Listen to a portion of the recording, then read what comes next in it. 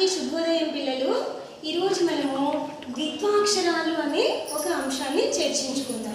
ఇందులో మనం ముందుగా ద్వి అనగా రెండు, ద్వి అనగా రెండు అంటే ఇక్కడ చూడండి, ఒక హల్లుకు అదే హల్లు ఒత్తుగా వస్తే దానిని మనం ద్విత్వాక్షరం అంటున్నాము. ఒక హల్లుకు అదే హల్లు ఒత్తుగా వస్తే దాన్ని ద్విత్వాక్షరం అంటున్నాము.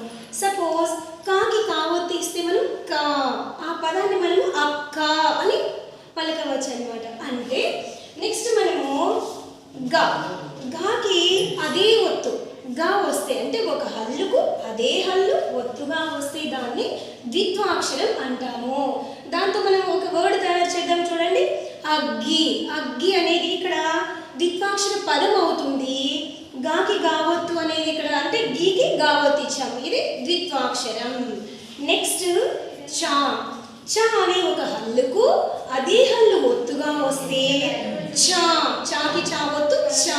సో దాన్ని మనం ఒక పదం తయారు చేస్తే రచ్చ. సో ఒక హల్లుకు అదే హల్లు ఒత్తుగా వస్తే ఆ అక్షరాన్ని ద్విత్వాక్షరం అంటాము. ఆ అక్షరాలతో తయారు చేసే పదాలను ద్విత్వాక్షర పదాలు అంటాము.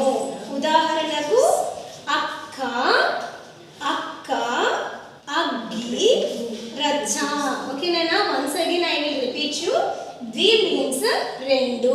ఒక హల్లుకు అదే హల్లు ఒత్తుగా వస్తే దానిని ద్విత్వాక్షరం అంటాము. ఇది మనం ఎలా గుర్తు పెట్టుకోవాలంటే ద్వి అనగా రెండు అని చెప్తున్నాం కదా.